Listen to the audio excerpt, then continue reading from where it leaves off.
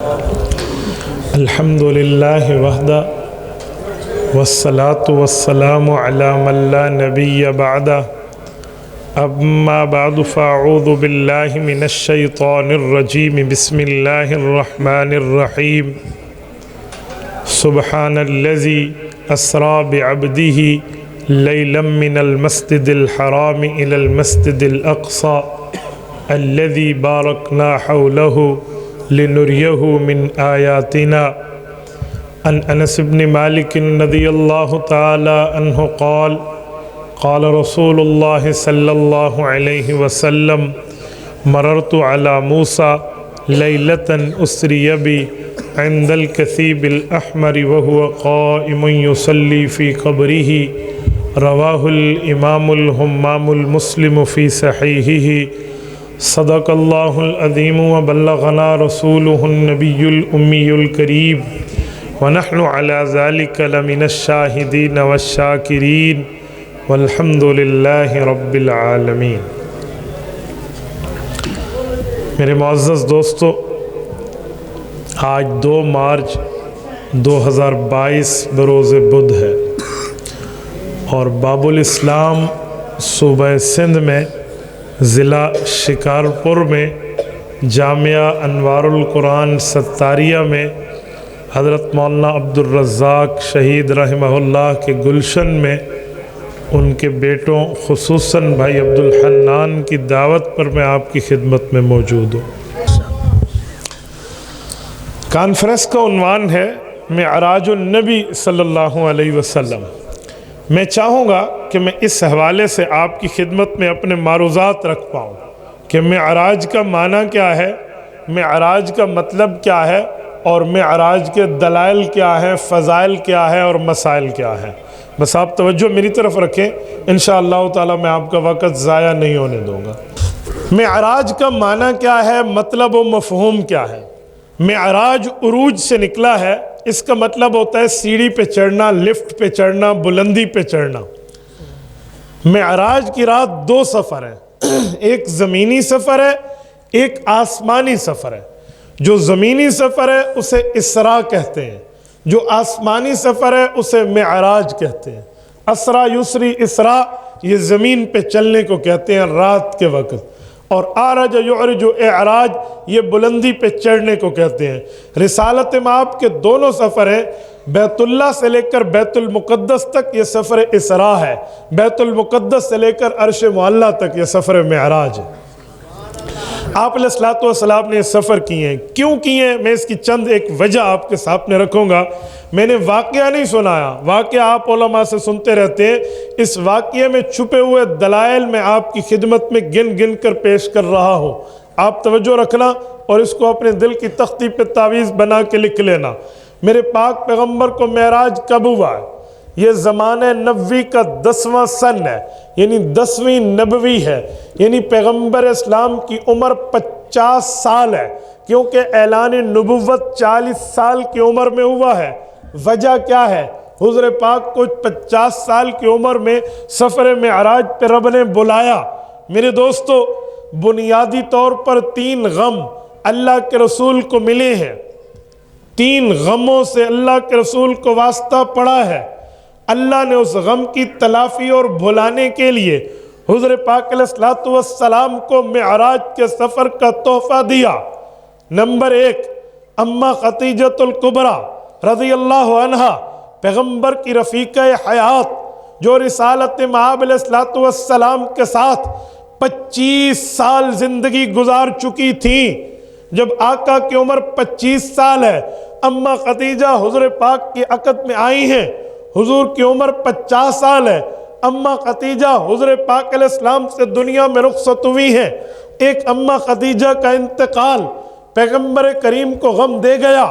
Number 2، سیدنا علی المرتضیٰ رضی اللہ عنہ کے والد مکرم، رسول اللہ کے شفیق و رحیم چچا عبد مناف ابو طالب کا انتقال ہے، جن کی شفقتیں حضور پاک پر بے حد و بے انتہا تھیں۔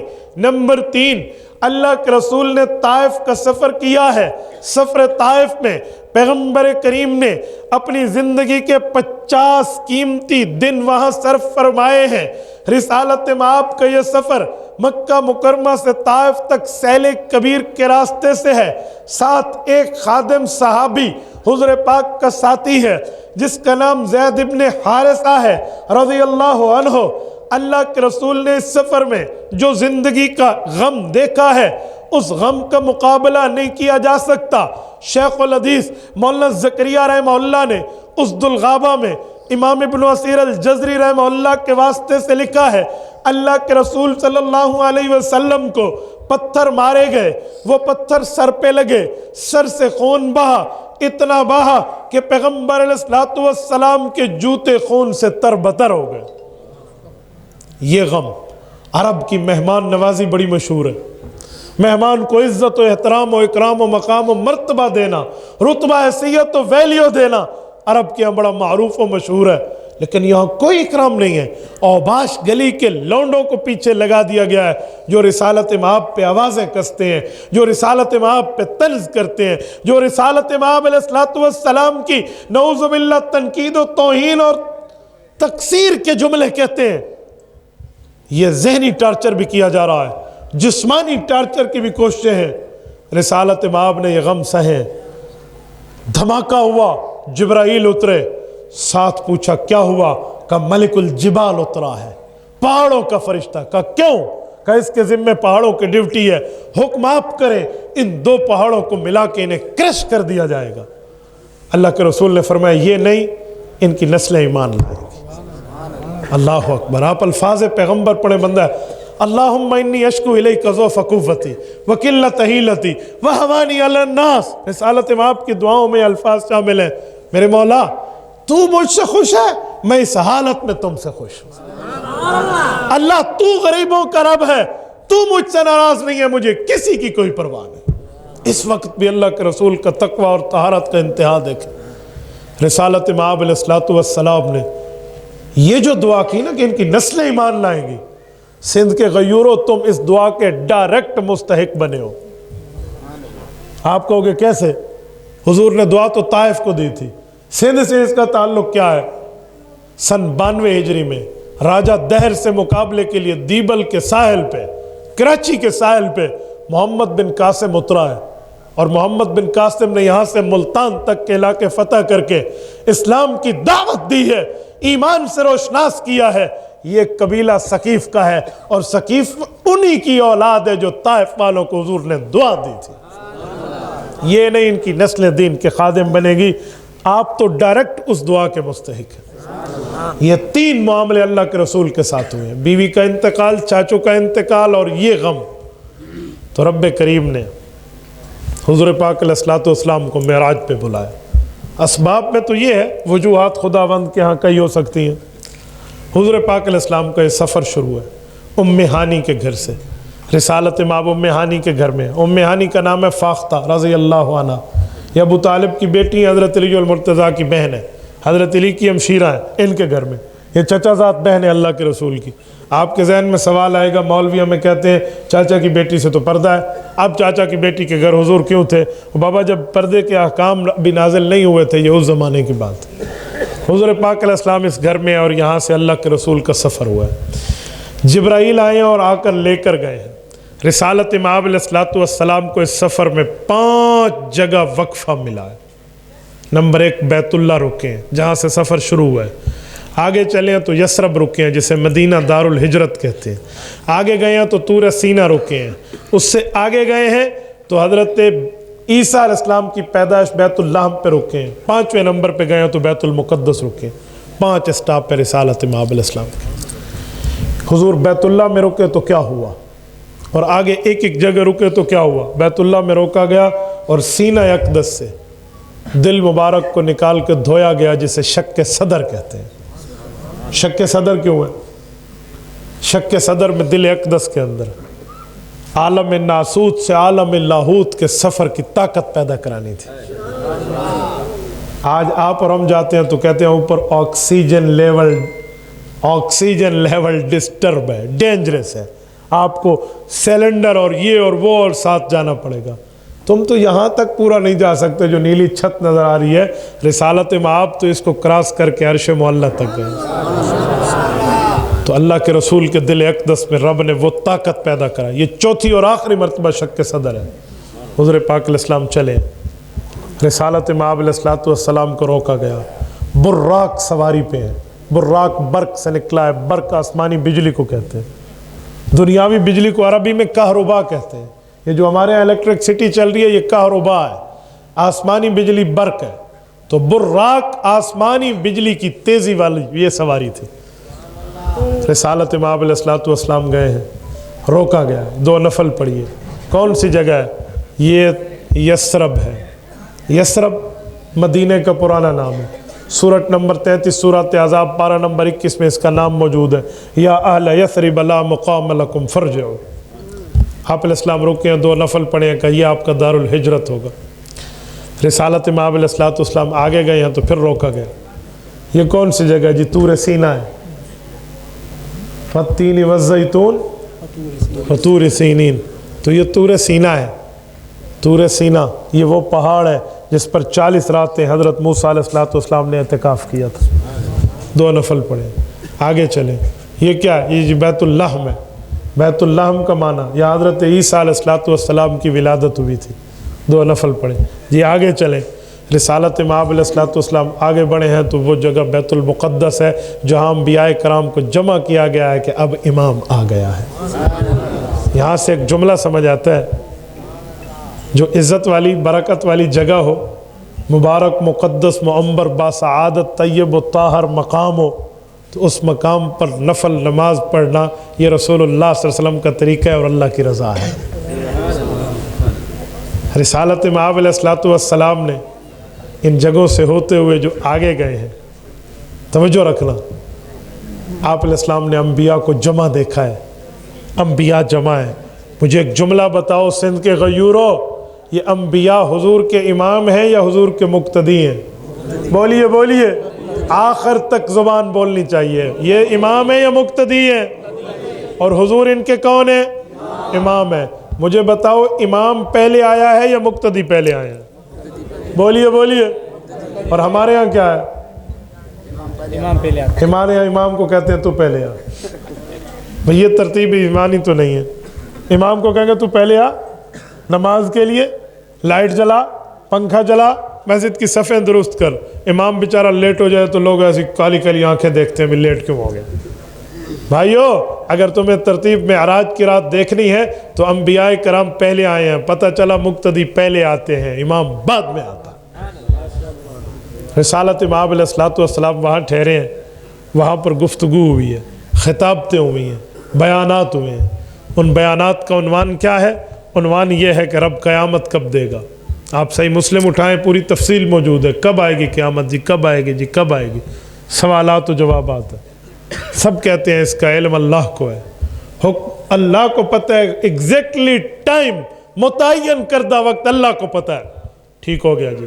حضرت عیسیٰ علیہ السلام موجود ہیں, فرماتے ہیں مجھے اتنا پتہ ہے کہ قیامت بعد میں آئے گی. زمین پہ اللہ دجال کے مقابلے کے لیے مجھے پہلے بھیجیں گے. حضور پاک علیہ السلام نے نماز پڑھائی ہے. انبیاء بھی اوپر گئے ہیں, رسول اللہ بھی گئے ہیں. اب ذرا توجہ رکھنا, یہاں تک جو اللہ کے رسول آئے ہیں, ایک تو نمازیں پڑھتے ہوئے آئے ہیں, ایک اور چیز بھی دیکھی تھی. وہ کیا ہے؟ صحیح مسلم جلد نمبر 2 کتاب الفضائل باب فضائل موسیٰ. حضرت انس رضی اللہ عنہ فرماتے ہیں اللہ کے رسول نے فرمایا مررت علی موسیٰ لیلۃ اسری بی عند الکثیب الاحمر وهو قائم یصلی فی قبرہ. لوگو حضرت موسیٰ علیہ السلام کی میں نے قبر کی زیارت کی ہے. وہ زیارت یوں ہوئی ہے کہ میں گزر رہا تھا, 7 سرخ ٹیلا تھا, حضرت موسیٰ اپنی قبر میں کھڑے ہو کر نماز پڑھ رہے تھے. یہ پیغمبر علیہ السلام کی صحیح حدیث صحیح مسلم جلد نمبر 2 صفحہ 268 ہے. یہ ورقے کی بائیں سائڈ بنتی ہے, قدیمی کتب خانہ کراچی کی کتاب, آپ اٹھا کر دیکھ لیں. رسالت مآب علیہ السلام نے اپنی آنکھوں سے نظارہ کیا. آپ علیہ السلام بیت المقدس میں جمع ہوئے تو انبیاء کو بھی جمع کیا گیا. یہ انبیاء کیسے جمع ہوئے تھے؟ کیا یہ انبیاء کرام کی روحیں تھیں یا روح مال جسد تھے؟ اہل سنت والجماعت احناف کا عقیدہ اور نظریہ ہے۔ رب کریم نے انبیاء کو جمع کیا، روحیں بھی تھیں اور ان کے جسم بھی تھے۔ حضور خالی روحوں کو نماز نہیں پڑھا رہے تھے۔ مرقات شرح مشکات حدیث کی کتاب کی شرح مرقات مولا علی قاری رحمہ اللہ جلد نمبر 10 میں باب فی المعراج کے تحت لکھتے ہیں انما الصلاۃ تکون للاشباح لا للارواح لا سیما، کہے لوگوں نماز کے لیے روح اور جسم دونوں ہونا ضروری ہیں، خالی روحیں کبھی نماز نہیں پڑھا کرتے۔ تو یہ روح مال جسد حضور کے پیچھے نماز پڑھی۔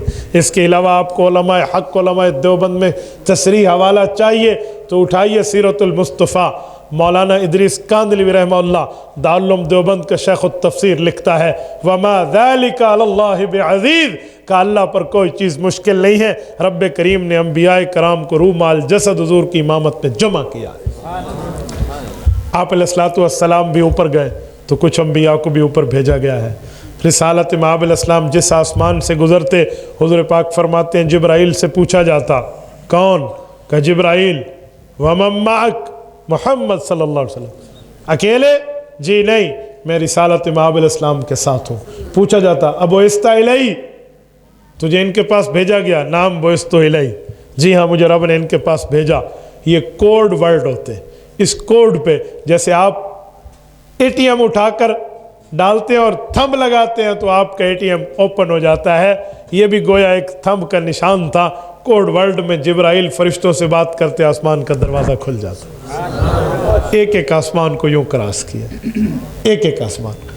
رسالت مآب نے 7 آسمان کراس کیے، 7 انبیاء سے ملاقات ہوئی۔ پہلے انبیاء میں پہلے آسمان پہ حضرت آدم علیہ السلام ملے جنہوں نے میرے بیٹے کہہ کر مرحبا کہا ہے اللہ کے رسول۔ دوسرے آسمان پہ حضرت عیسیٰ علیہ السلام ملے، بھائی کہہ کر مخاطب کیا۔ تیسرے آسمان پہ حضرت یوسف علیہ السلام ملے ہیں، بھائی کہہ کر مخاطب کیے۔ چوتھے آسمان پہ حضرت ادریس ملے ہیں، بھائی کہہ کر مخاطب کیے۔ 5ویں آسمان پہ حضرت ہارون علیہ السلام ملے ہیں، بھائی کہہ کر مخاطب کیے۔ 6ٹھے آسمان پہ حضرت موسیٰ علیہ السلام ملے ہیں، بھائی کہہ کر مرحبا کہا ہے۔ 7ویں آسمان پہ حضرت ابراہیم ملے ہیں، بیٹے کہہ کر مخاطب کی۔ 7 انبیاء سے ملاقات ہے، جبرائیل امین 7 ہے۔ حضرت تھانوی رحمۃ اللہ علیہ کی قبر پہ رب کروڑوں اربوں رحمت نازل فرمائے، بڑی بڑی وجوہات تحریر فرماتے ہیں۔ حضرت تھانوی فرماتے ہیں حضرت آدم سے ملاقات ہوئی ہے، کسی اور نبی سے کیوں نہیں ہوئی؟ 1,24,000 کم و بیش انبیاء ہیں، ان میں 7 سے کیوں ہوئی ہے، باقیوں سے کیوں نہیں ہوئی؟ کہتے ہیں اس کی وجوہات میں ایک وجہ یہ ہے رسالت مآب کو حضرت آدم سے ملاقات کرائی گئی، یہ اشارہ تھا کہ آدم علیہ السلام آپ کے والد ہیں، ان کی سیرت کو دیکھو اور آپ اپنے معاملات کو بھی دیکھو، کیا ہوگا؟ انہیں جنت سے زمین پر ہجرت کرنی پڑی تھی، آپ پر بھی یہ وقت آئے گا آپ مکہ سے مدینہ ہجرت کریں گے۔ دوسرے نمبر پہ حضرت ابراہیم علیہ السلام، حضرت عیسیٰ علیہ السلام سے ملاقات ہے۔ حضرت عیسیٰ سے ملاقات کی وجہ، حضرت عیسیٰ علیہ السلام سے ملاقات کی کئی وجہ ہو سکتی۔ حضرت عیسیٰ علیہ السلام اور رسول اللہ کا بڑا تعلق ہے، وہ کیا؟ قرآن کریم میں ہے وَمَا أَرْسَلْنَاكَ إِلَّا رَحْمَةً لِلْعَالَمِينَ، حضور رحمت ہے۔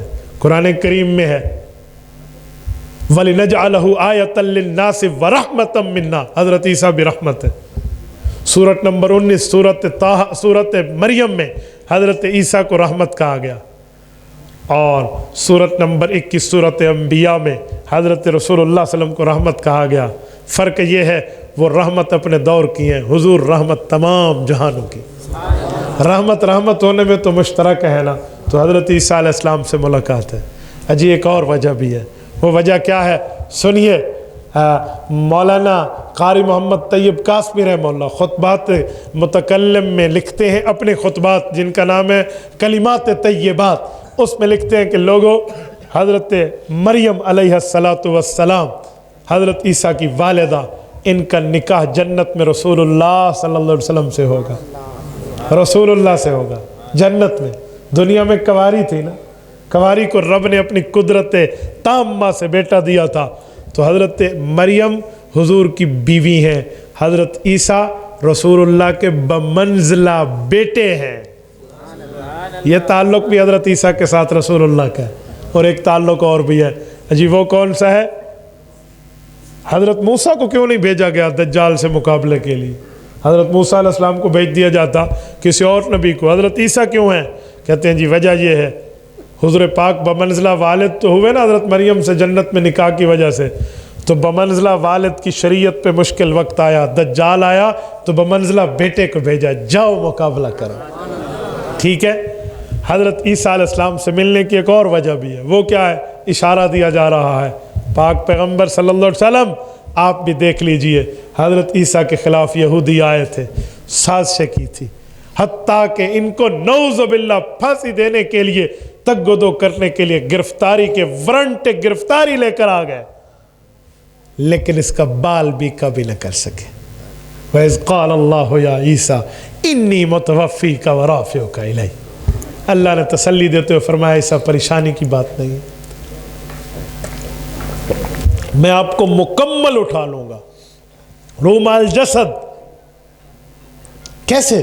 ورافعُكَ إِلَيَّ، بلند کر لوں گا، اپنی طرف اٹھا لوں گا۔ اپنی طرف کا کیا معنی ہے؟ اللہ کی کوئی طرف ہوتی ہے؟ جی نہیں، امام ابن القیم رحمہ اللہ اس کا جواب دیتے ہیں ای موضع لا یجری فیہ حکم غیر اللہ، اللہ کی طرف کا معنی اس جگہ میں اٹھایا جائے گا جہاں حکم فقط اللہ کا چلتا ہے، غیر اللہ کا نہیں چلتا، اسے آسمان کہتے ہیں۔ ای موضع لا یجری فیہ حکم غیر اللہ۔ حضرت عیسیٰ علیہ السلام سے ملاقات کر کے بتایا گیا دشمن ان کا بال بیکا نہیں کر سکا، پرامن زندگی پائی ہے، محبوبم آپ بھی بے فکر رہیں، دشمن آپ کے خلاف بھی ایڑیاں رگڑے گا، آپ کو کچھ نہیں کہہ سکے گا۔ تیسرے نمبر پہ حضرت یوسف علیہ السلام سے ملاقات، تیسرے آسمان پہ۔ توجہ رکھنا، حضرت یوسف سے ملاقات کی کئی وجہ، ایک وجہ تو یہ ہے حضرت موسیٰ، حضرت یوسف علیہ السلام کو دیکھ کے مصر کی عورتوں نے اپنی انگلیاں کاٹ دی تھی، اور رسول اللہ کو دیکھ کے صحابہ کرام نے اپنی گردنیں پیش کر دی۔ تبھی تو اماں جان عائشہ رضی اللہ عنہا فرماتی تھی لوامی زلیخۃ لو رأین جبینہ لأثرن بالقطع قلوبہن علی الید، مصر کی عورتوں تم نے حضرت یوسف کو حسن دیکھا تھا، وہ مقتدی ہے میرے پاک پیغمبر کا، اور میرا خاوند امام الانبیاء ہے، اے کاش تم اس کا حسن دیکھتی پھر انگلیاں نہ کاٹتی، اپنے دل کاٹ دیتی۔ حضرت یوسف سے ملاقات کی ایک وجہ یہ بھی ہے کہ اللہ نے ان کو کتنا حسن دیا، لیکن محمد ہے صلی اللہ علیہ وسلم۔ ایک وجہ اور بھی ہے جی، وہ کیا ہے کہ حضرت یوسف علیہ السلام کے مقابلے میں اپنے آئے تھے، بھائی آئے تھے، خاندانی آئے تھے، فیملی ممبرز آئے تھے، اور انہیں سازش سب کچھ کیا، رب نے کامیاب حضرت یوسف کو کیا۔ محبوبم آپ کے خلاف بھی آپ کی قوم آئے گی، آپ پریشان نہ ہونا، کامیاب آپ ہی ہوں گے۔ اور ایک اشارہ یہ بھی تھا کہ یوسف علیہ السلام نے اپنے بھائیوں پر جب قابو پا لیا تو فرمایا لا تثریب علیکم اليوم، معاف کر دیا میں نے تمہیں، جاؤ آؤ میرا حوصلہ دیکھو، میں نے تمہاری غلطیوں کو معاف کر دیا۔ آپ کا کردار بھی ایسے ہونا چاہیے، اور وہی ہوا۔ فتح مکہ کے موقع پہ جب حضور نے دشمن پہ قابو پایا تو اپنی تمام قریش کے لوگوں کو کہا لا تثریب علیکم اليوم، جاؤ تمہیں محمد کریم نے معاف کر دیا۔ لاؤ اس جیسا حوصلہ۔ یہ وہ لوگ تھے جنہوں نے رسالت مآب علیہ السلام کے راستے میں کانٹے بچھائے تھے، روڑے اٹکائے تھے، مال و دولت، عزت و ثروت، سیادت و قیادت لگائی تھی رسالت مآب کے راہ روکنے میں۔ یہ وہ لوگ تھے جنہوں نے مشورے کیے تھے وَإِذْ يَمْكُرُ بِكَ الَّذِينَ كَفَرُوا لِيُثْبِتُوكَ أَوْ يَقْتُلُوكَ أَوْ يُخْرِجُوكَ، گرفتار کر دو، جلا وطن کر دو، قتل کر دو، سازشیں کی تھی۔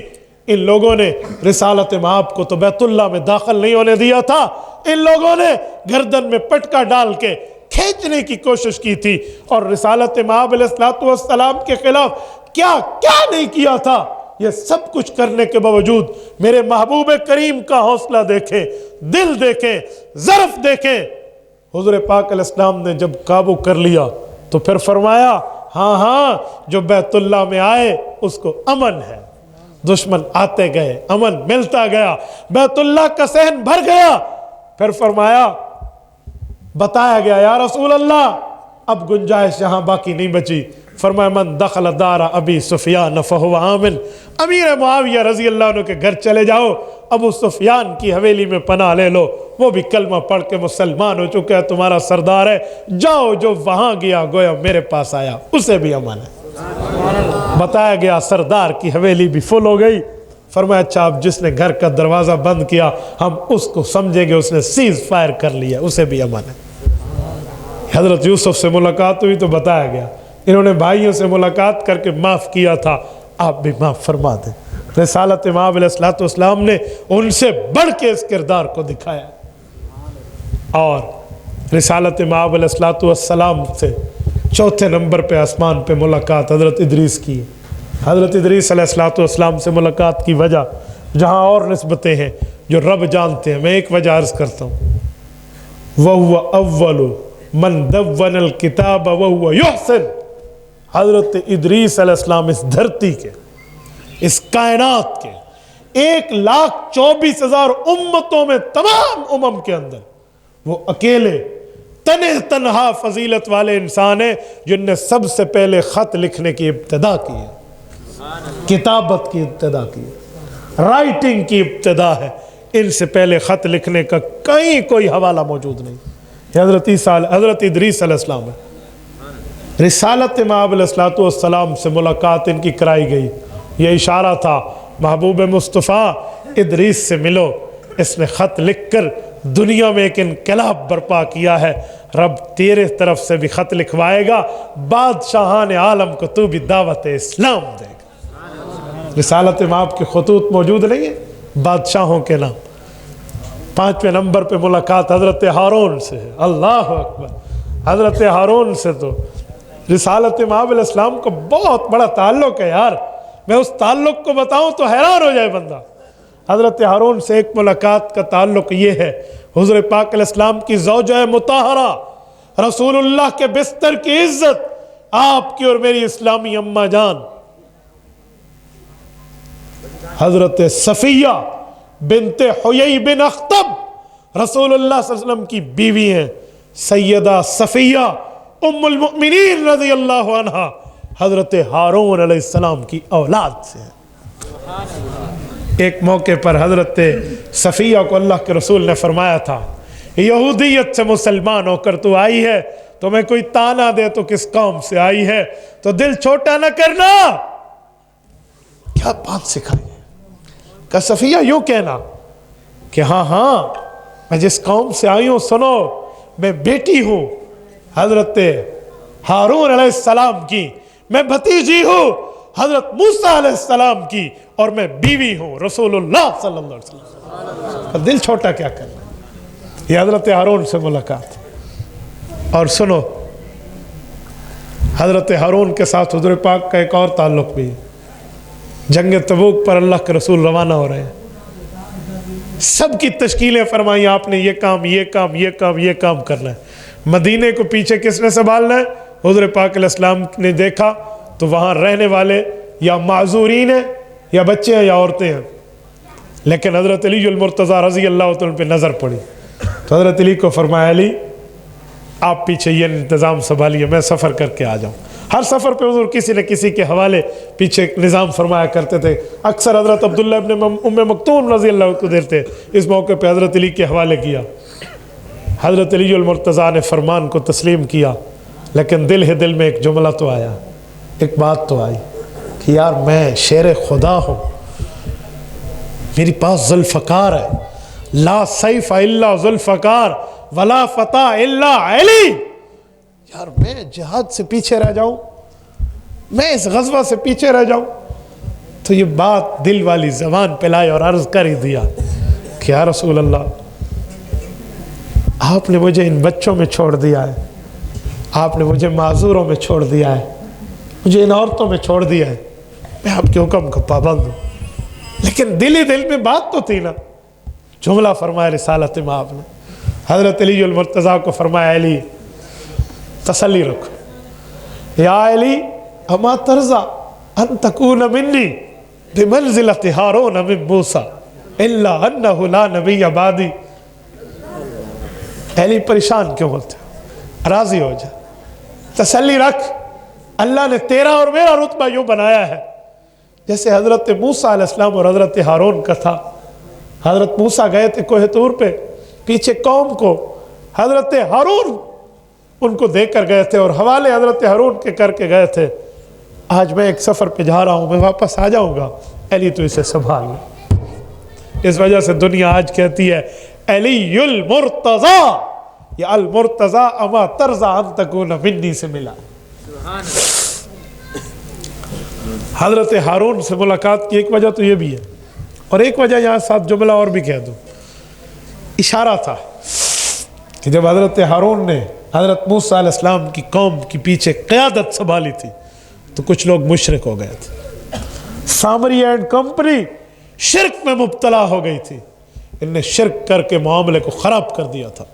جسد اللہ خوار, ایسا جانور تیار کیا جو اس کو خاں خاں کی آوازیں اس نے نکالنے لگ گئے اگر اس نے کوئی اس میں تدبیر اپنی کر دی, کوئی ہاتھ کی صفائی دکھا دی تو. اور کہا یہ ہے موسیٰ علیہ السلام کا خدا. وہ ایسے 40 رات اعتکاف کرنے طور سینہ پہ گیا. تو جب یہ مشرک بنے اور حضرت موسیٰ علیہ السلام واپس آئے تو ان کے بارے میں کیا ہوا؟ اس وقت کے شرک کی معافی کا ایک ہی طریقہ تھا, فَاقْتُلُوا أَنفُسَكُمْ ذَلِكُمْ خَيْرٌ لَكُمْ عِنْدَ بَارِئِكُمْ فَتَابَ عَلَيْكُمْ إِنَّهُ هُوَ التَّوَّابُ الرَّحِيمُ. ایک دوسرے کو مار دو. مشرکین کو قتل کیا گیا ہے تبھی تمہاری معافی ہے, ورنہ نہیں ہے. اتنا سخت حکم. قتل ہوئے تو حضرت ہارون سے 5ویں آسمان پر ملاقات ہوئی تو حضور پاک علیہ السلام کو بتایا گیا ان کے پاس رہنے والے جو مشرک بنے وہ نہیں بچے. محبوب مصطفیٰ تسلی رکھنا, ایک وقت آئے گا یہ جو تمہیں ستانے والے مشرک ہیں نا, یہ بدر میں گھسیٹ کے لائے جائیں گے اور یہ 70 کافر قتل ہوں گے. اور صنادید کفار, ان 70 کافروں کو صحابہ نے پاؤں کی جوتے کی نوک پہ رکھا ہے. بلکہ رب کریم نے جو فرشتوں کو بھیجا تھا انہیں بھی اللہ نے جنگی تربیت دی. سورت نمبر 7 سورت نمبر 8 سورت انفال میں ہے, فَضْرِبُوا فَوْقَ الْأَعْنَاقِ وَضْرِبُوا مِنْهُمْ كُلَّ بَنَانٍ. مارنا کیسے ہے, تلوار کیسے چلانی ہے, نیزہ کیسے چلانا ہے, چابک کیسے مارنی ہے. رب نے فرشتوں کو سکھایا کہ ہڈی پہ مارنا گوشت کے بجائے ہڈی پہ زیادہ لگتی ہے. فَضْرِبُوا فَوْقَ الْأَعْنَاقِ وَضْرِبُوا مِنْهُمْ كُلَّ بَنَانٍ, اور جوڑ پہ مارنا. یہ رب نے تربیت دے کر بھیجا. اور بثلاثۃ آلاف من الملائکۃ مردفین, 3000 رب نے فرشتے بھیجے. علماء مفسرین نے لکھا ہے کہ جو فرشتے بدر میں مجاہدین اسلام صحابہ کرام کے لیے اترے تھے وہ قیامت تک اہل حق کی مدد کے لیے اترتے رہیں گے. یہی بات تو علامہ محمد اقبال رحمہ اللہ نے ہمیں سمجھائی ہے اور فرمایا فضائے بدر پیدا کر فرشتے تیری نصرت کو اتر سکتے ہیں گردوں سے قطار اندر قطار اندر. حضرت ہارون علیہ السلام سے ملاقات ہے, بتا دیا گیا ہے یہ معاملہ ہے. قتل ہوئے سارے کے سارے بدر میں, ایک نہ بچا. اور صحابہ کرام نے اس میں جو محنت کی ہے اس محنت کو ان لفظوں میں سوچو کہ رسالت مآب علیہ السلام نے دعا میں رب کریم کو عرض کیا تھا, اللہم ان تہلک هذه العصابہ لا تعبد فی الارض.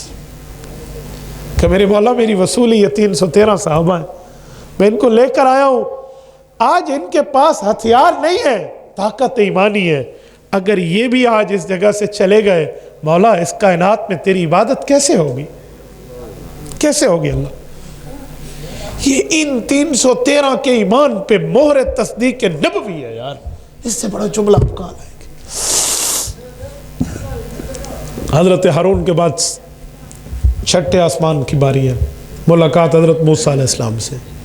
حضرت موسیٰ علیہ السلام سے ملاقات کی بھی کئی وجہ. حضرت موسیٰ علیہ السلام سے ملاقات کی بنیادی وجہ بتایا جا رہا ہے, موسیٰ لن ترانی, تجھے بتایا گیا تھا تو اللہ کو نہیں دیکھ سکتا. حبیب مصطفیٰ محمد الرسول اللہ کے معاملے کو دیکھ, یہ اللہ کو دیکھنے جا رہا ہے. اور حضور پاک نے ایک بار نہیں دیکھا, ایک بار تو معراج والا دیکھا جو حضرت موسیٰ علیہ السلام نے نمازیں کم کرانے کے لیے بھیجا تھا. یہ 5 کم ہوئی, 9 بار جانا ہوا, 9 بار یہ اور 10ویں بار معراج والا, 10 بار اللہ کو دیکھا ہے. حضرت موسیٰ علیہ السلام سے ملاقات کی وجہ میں ایک وجہ یہ بھی ہے کہ حضرت موسیٰ علیہ السلام ملک شام کے فاتح ہیں، شام کو فتح کرنے والے ہیں۔ حضور پاک علیہ الصلوۃ والسلام کو اشارہ بتایا جا رہا تھا، آپ بھی انشاءاللہ تعالی فاتح نبی ہوں گے، آپ بھی فتح کریں گے۔ انہوں نے بھی شام کو فتح کیا تھا۔ ساتھ چھوڑنے والے چھوڑ بھی جائیں تو الاسلام یعلو ولا یعلا، اسلام بلند ہوتا رہتا ہے، کبھی مغلوب نہیں ہوتا۔ 7ویں نمبر پہ ملاقات حضرت ابراہیم علیہ السلام سے۔ علماء معبرین نے لکھا ہے، جو تعبیر کا علم جانتے ہیں، کہ جب کوئی نبی خواب میں کسی شخص کو ملے تو اس کی اپنی اپنی تعبیر ہوتی ہے، لیکن حضرت ابراہیم علیہ السلام جس سے ملے اس کی تعبیر یہ ہے کہ وہ حج ضرور کرے گا۔ حضرت ابراہیم علیہ السلام کے ساتھ حج کا بڑا تعلق ہے نا، کعبہ بنایا انہوں نے، اذن فی الناس الحج کا حکم بھی انہی کو ہے۔ کہتے ہیں حضرت ابراہیم نے جب کعبہ بنایا تو کوئی بھی نہیں تھا، بواد غیر ذی زرع، یہاں تو اگتی بھی کچھ نہیں تھا۔ رب نے فرمایا اعلان کر دے ابراہیم، آؤ لوگو اللہ کے کعبے کے حج پہ آؤ۔ کہ مولا اعلان تو کر دوں گا، سنے گا کون؟ کہ ابراہیم صدا دینا، ندا دینا، آواز دینا تیرا کام، پہنچانا ہمارا کام۔ کہتے ہیں حضرت ابراہیم کی آواز کو رب نے وہ طاقت دی کہ وہ سدرۃ المنتہا پہ چمٹی عالم ارواح کی روحیں بھی جو چمٹی ہوئی ہیں ابھی دنیا میں نہیں آئی، وہاں تک پہنچا دیا۔ جس نے وہاں لبیک کہا، آواز ابراہیمی کو سن کے وہ ضرور حج عمرہ کرے گا۔ اگر ایک بار کہا تو ایک بار، اور کئی بار کہا تو کئی بار اس سعادت سے مستفیض ہوگا۔ کہ پتہ کیسے چلے گا؟ جس دن احرام پہن کے پہنچ گئے اور لبیک کہہ لیا تو سمجھ جاؤ میں آواز دینے والی روحوں میں تھا۔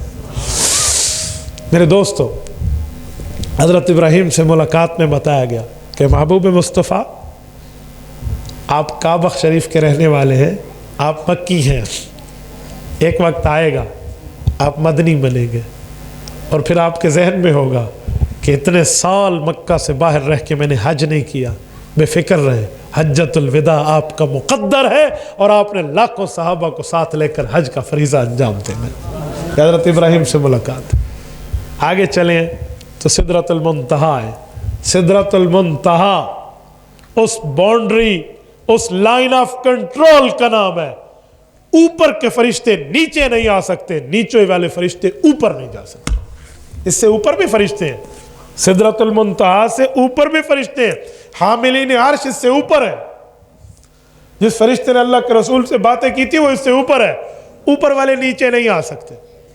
اور جبرائیل سمیت سید الملائکہ جو فرشتے ہیں یہ نیچے سے اوپر نہیں جا سکتے۔ سدرۃ المنتہا لائن آف دا کنٹرول۔ جبرائیل رکے۔ جبرائیل کہاں رکتے ہو؟ تو میرے ساتھ زمین سے زمین تک بھی چلا، زمین سے آسمان تک بھی چلا، آسمانوں سے سدرۃ المنتہا تک بھی چلا۔ یا رسول اللہ آگے نہیں جا سکتا، پرمیشن نہیں ہے مجھے، اجازت نہیں ہے مجھے، میں نہیں جا سکتا۔ امام علاء الدین متقی الہندی رحمہ اللہ نے کنز العمال حدیث پاک نقل کیے کہ آگے گیا تو میرے نور کی، سامنے والے نور کی وجہ سے میرے پر جل جائیں گے، میں نہیں جا سکتا۔ اوکے، آپ علیہ الصلوۃ والسلام اکیلے تشریف لے گئے۔ کیسے گئے ہیں؟ رف رف قالین آیا ہے، وہ قالین نہیں ہے، وہاں کا بوئنگ طیارہ ہے۔ رسالت میں آپ سوار ہوئے اور وہ چل پڑا ہے۔ اب سنو، دل اقدس میں ایک بات آئی، فطرتی طور پہ، بائی نیچر،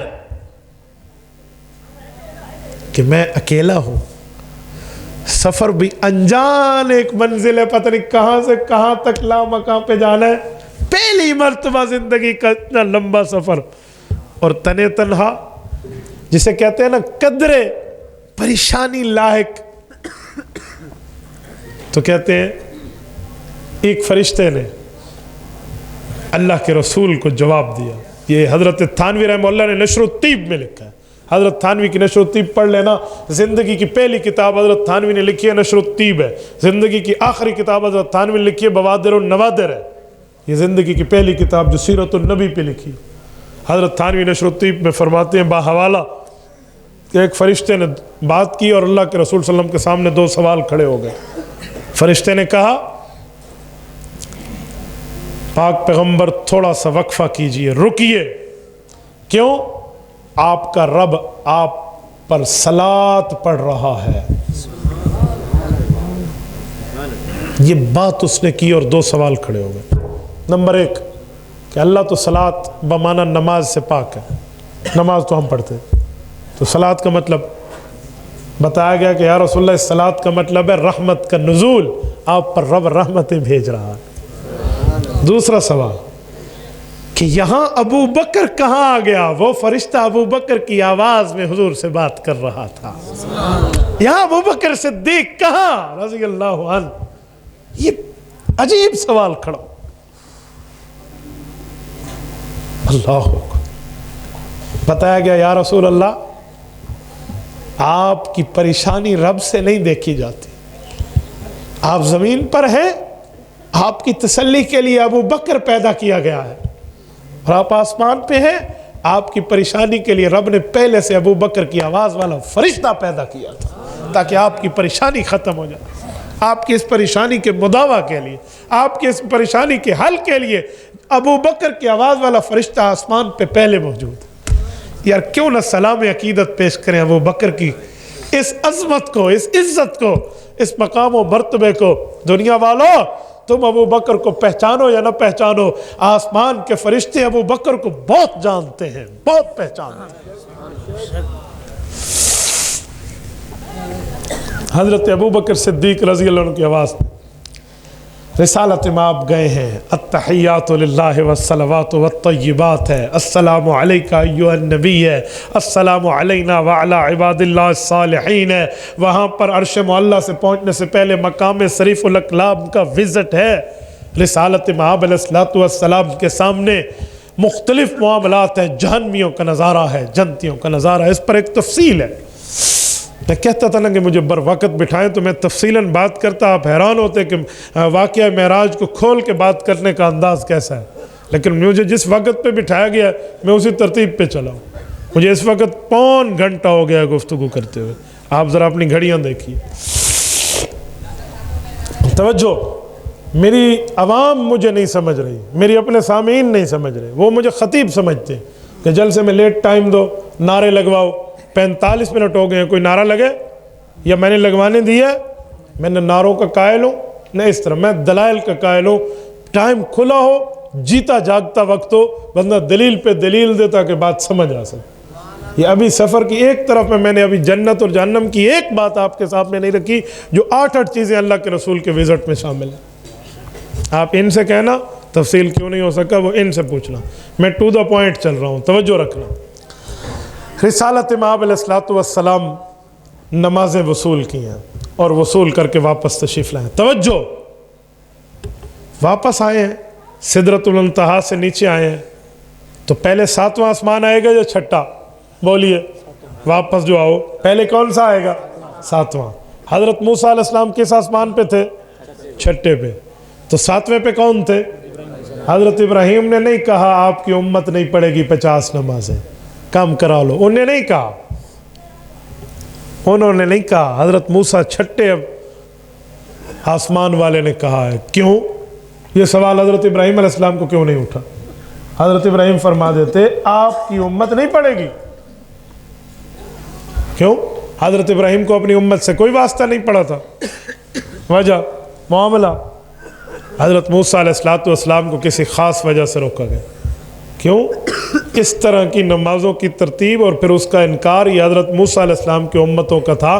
تو ظن مبتلا بھی کا اعتبار ہے. مولوی سمجھتے ظن مبتلا بھی کیا چیز ہے؟ میں عوام کو سمجھاتا ہوں، جو بندہ جس چیز کا ماہر اور تجربہ کار ہوتا ہے اس کی رائے کو تسلیم کیا جاتا ہے. حضرت موسیٰ علیہ السلام نے عرض کیا یا رسول اللہ آپ کی قوم نہیں پڑھے گی. میری قوم بھی نہیں پڑھتی تھی، نمازیں کم کرائیے. حجی کم ہو گئے، 5 9 مرتبہ آنا جانا ہے یار، کم ہوتے چلے. اگر 10 والی روایت مانے تو 4 مرتبہ آنا جانا، کم ہوتے گئے. کہتے ہیں اس میں ایک وجہ یہ بھی ہے، حضرت موسیٰ علیہ السلام نے جب اللہ سے عرض کیا تھا کہ اللہ میں تمہیں دیکھنا چاہتا ہوں، فرمایا لن ترانی، تو ہرگز نہیں دیکھ سکتا. اب حضرت موسیٰ علیہ السلام نے اپنی اللہ سے محبت والی چیز کو یوں سامنے لایا کہ ڈائریکٹ تو رب کو نہیں دیکھ سکتا، جو براہ راست دیکھ کر آ رہا ہے اسے بار بار دیکھتا رہا کہ یہ میرے مولا کا دیدار کر کے آ رہا. حضرت رسول اللہ جب آخری بار فرمایا اب کتنے رہ گئے؟ جی 50 رہ گئے. کہا ایک بار پھر 5 رہ گئے. کہا ایک بار پھر بھی جائیے. کہا کیوں؟ کہا یہ بھی کم ہو جائے. کہا موسیٰ علیہ السلام اب مجھے اللہ کی رحمت سے حیا آتی. میرے رب نے مجھے فرمایا اے محمد کریم صلی اللہ علیہ وسلم تیرے رب کے ہاں قانون نہیں بدلتا، تیری امت پڑھے گی 5 نمازیں، ثواب 50 کا دوں گا. من جاء بالحسنۃ فلہ عشر امثالہا. میرے دوستو یہی ہوا. آپ علیہ السلام نیچے تشریف لائے. دوبارہ انبیاء کرام سے ملاقات ہے. دوبارہ کیوں ہے؟ مولا علی قاری مرقات شرح مشکات میں لکھتے ہیں نزلوا معه متقدمین و متاخرین وصلی بہم صلاۃ مودع فآخر. کہ تمام انبیاء پھر جمع ہوئے. یہ الوداعی نماز ایک بار پھر پڑھی گئی اور پھر وہاں سے وقفہ ہوا. ایک شروع والی نماز ہے آتے وقت پڑھی گئی ہے وہ صلاۃ استقبالی ہے، اور ایک الوداعی ہے جو آخر میں واپسی پر پڑھی گئی ہے. دوسری نماز کی تحریر مرقات شرح مشکات میں پوری بات سے تفصیل موجود ہے کہ دوسری بار نماز پڑھی گئی. ایک شیخ الحدیث صاحب میرے یہاں تشریف لائے، لائبریری میں بیٹھے تھے. مجھے کہنے لگے مفتی عبدالواحد صاحب کوئی ایسا حوالہ سناؤ اگر آپ نے اتنی کتابیں پڑھی ہو. میری ماشاءاللہ اللہ کے فضل سے ایک لائبریری ہے، تو کہنے لگے ایسا حوالہ مزہ آ جائے. میں نے کہا جی آپ شیخ الحدیث صاحب آپ کو کیا توانوں کی حوالہ سنانا ہے؟ آپ پنجابی نہیں سمجھتے نا، آپ پنجابی کی چاشنی بھی نہیں سمجھتے، تو آپ کو کیا حوالہ سنانا ہے؟ تو کہنے لگے پھر بھی تو میرے ذہن میں یہی حوالہ ہے. میں نے کہا معراج کی رات کتنی نمازیں؟ ان کے ذہن میں وہی مشہور حوالہ تھا جو ایسے ہوتے ابھی ایک ہی. میں نے کہا جی مولا علی قاری رحمہ اللہ کی تحقیق نمازیں 2 تھیں. انہوں نے یوں ٹیک لگا لی کام ہو گیا. میں نے کہتے کہاں ہے دکھاؤ. میں نے وہ مرقات شرح مشکات کی 10ویں جلد اٹھائی، بابن فی المعراج کو کھول کے اس کے دوسرے صفحے سے حوالہ پیش کیا کہ یہ دیکھیں وصلی بہم صلاۃ مودع فآخر. یہ دوسری الوداعی نماز پڑھی ہے، پھر جا کے اپنے اپنے مقامات پہ گئے ہیں. کہتے یار دل ٹھنڈ پہ گئی ہے، خوش ہو گیا دل. آپ نے مجھے ماشاءاللہ ایک تحقیق بتائی تو یہ حوالہ میرا ضائع نہ ہونے دینا. یہ کوئی ایسے وہ حوالہ نہیں ہے جو کسی سے پوچھو نا تیرا اس بات کا حوالہ، وہ کہتے ہیں اللہ کے حوالے. یہ وہ حوالے نہیں ہیں. ہم اہل حق علماء دیوبند علماء حناف کے حوالے ہیں. ہم اپنا پاؤں ریت کی دیوار پہ نہیں، احد پہاڑ سے وزنی چٹان پہ رکھتے ہیں. ٹھیک ہے نا؟ ہم وہ نہیں ہیں بابا، ہم اہل حق ہیں. اور اہل حق کسی کا کاسا لیس نہیں ہوتا، کسی کے سامنے سر جھکانے والا. میں اپنے قائد محترم کے الفاظ میں کہوں کہ ہم نے یہ پگڑی سر پہ سر جھکانے کے لیے نہیں، سر اٹھانے کے لیے رکھی ہے. ٹھیک ہے؟ ہم اہل حق ہیں بابا. یہ نہ سمجھے کہ جو اس طرح اور فلاں. میں ایک جملہ بڑے انداز میں کہا کرتا ہوں، یقین مانیے یہ اللہ کا کرم ہے. اللہ نے ہمارے مدارس و مساجد کی حفاظت کے لیے پاکستان میں ہمیں جمعیت علماء اسلام دی. یہ میں اس کہنے میں کوئی باک محسوس نہیں کرتا. یقین مانو دین کا کام مدرسے میں بیٹھنے والا تدریس پہ کر رہا تھا، دین کا کام خانقاہ میں بیٹھنے والا تصوف کی شکل میں کر رہا ہے، دین کا کام مصلی پہ بیٹھ کے امامت کرنے والا کر رہا ہے، دین کا کام ممبر پہ بیٹھ کے خطابت کرنے والا کر رہا ہے، دین کا کام تبلیغ میں چل کے مبلغ کر رہا ہے. لیکن سیاست اسلامیہ صحیح بخاری جلد اول حدیث پاک ہے حضرت ابو ہریرہ کی کتاب الانبیاء میں کہ سیاست پیغمبر کی میراث ہے. اس میراث کو بھی علماء نے سنبھالا ہے. حیرانگی کی بات ہے ہم اتنا سامراجی پراپاگنڈے میں دب چکے ہیں کہ کوئی مدرسے میں بیٹھے تو ہم کہتے ہیں دیندار ہے بھائی، مدرسے میں بیٹھا ہے. کوئی بندہ تبلیغ میں جائے تو کہتے ہیں ماشاءاللہ اللہ کے راستے میں ہے. کوئی تصوف میں بیٹھے کہتے ہیں یہ اللہ اللہ سکھا رہا ہے. خانقاہ میں بیٹھا دل کو پاک کر رہا ہے. کوئی مصلی امامت پہ بیٹھے تو کہتے ہیں دینی کام ہے. ممبر خطابت پہ بیٹھے تو کہتے ہیں دینی کام ہے. اور جمعیت علماء اسلام اسمبلی کی سیاست کرے یہ تو سیاسی مولوی ہے.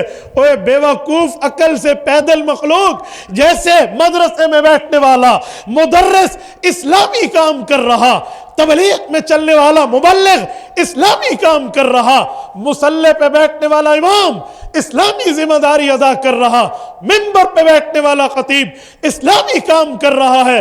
اور خانقاہ میں بیٹھنے والا شیخ طریقت دینی کام کر رہا ہے تو سیاست اسلامیہ بھی حدیث کے مطابق پیغمبر کی میراث ہے، جمعیت علماء بھی اسلامی کام کر رہی ہے۔ مسئلہ یہ ہے چند بیوقوف ملاؤں نے جن کی سیاسی سطح پہ اوپر کی کھڑکی اوپر کی منزل فارغ ہے، وہ کہتے ہیں جی سیاسی نہ بنو، اور سیاسی نہ بنو تو میں اپنے نبی کا مکمل امتی کیسے بنوں گا؟ مجھے حیرانگی ہے تیرے تقوی پہ، سوالیہ نشان ہے تیری طہارت پہ، تیری پگڑی اور داڑھی پر میں حیران ہوں۔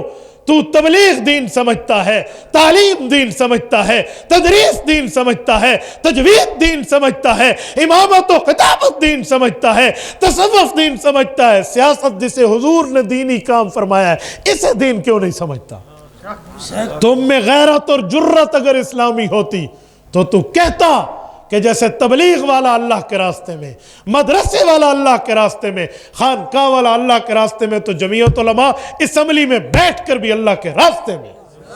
یہ جملہ کہتا، آج ہمیں لوگ کہتے ہیں، مجھ سے کچھ مذہبی یوتھی پوچھتے ہیں، سیاسی یوتھی تو ہیں ہی فارغ، مذہبی یوتھی ہم سے پوچھتے ہیں، مولانا آپ کی گفتگو بہت اچھی ہوتی تھی، کیا آپ سیاست کی بات کرتے ہیں؟ ایک بے وقوف دماغ کے فارغ مجھے کہنے لگے، مولوی صاحب سیاست تو گندا میدان ہے، اس میں کیوں آئے ہو؟ میں نے کہا سن، تجھ جیسے عقل کے پاگلوں نے اہل حق کو منتخب نہیں کیا، اس لیے وہ میدان گندے سے گندا ہوتا گیا۔ تو منتخب کر کے انہیں بھیجتا، مجھے بتا وہ گندا ہوتا؟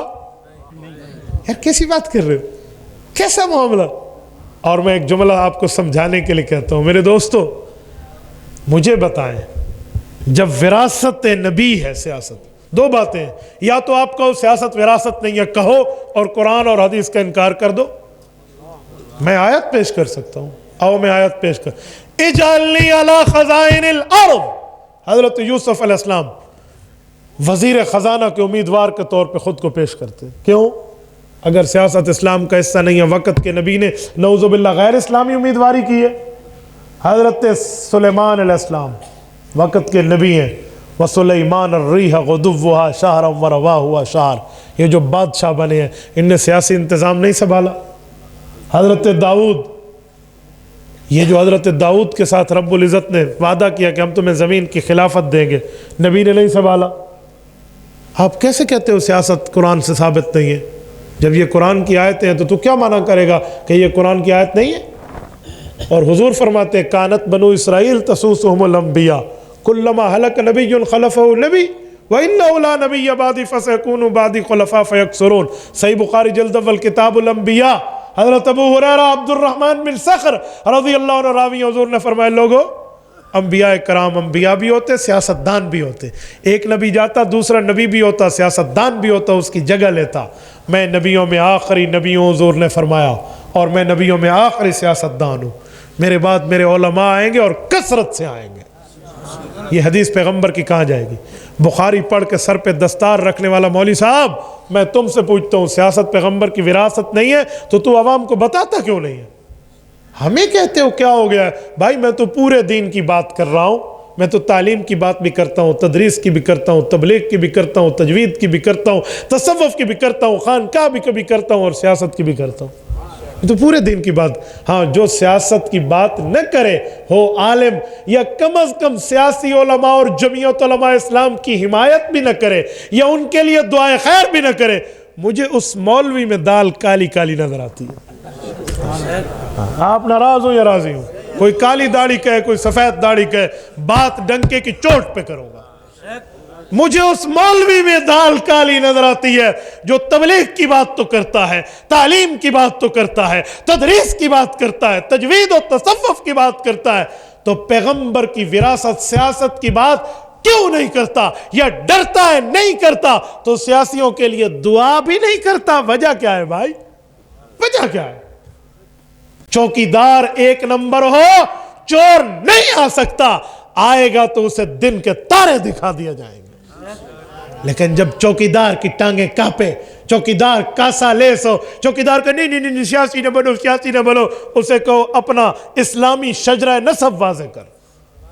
میں نے کہا سنیں اے جو ملا بیٹھ کر میڈیا پہ जमीयत उलमा के खिलाफ जहर उगलते हैं। मेरे रब ने मुझे जिंदगी दी, खुदा की कसम मैं आवाम को वो जबान देकर जाऊंगा, वो तुमसे पूछेंगे मुल्ला साहब तू तबलीग बताता है, तालीम बताता है, मुसल्ला और खिताबत बताता है, तसव्वुफ बताता है, तो इस्लामी सियासत क्यों नहीं बताता?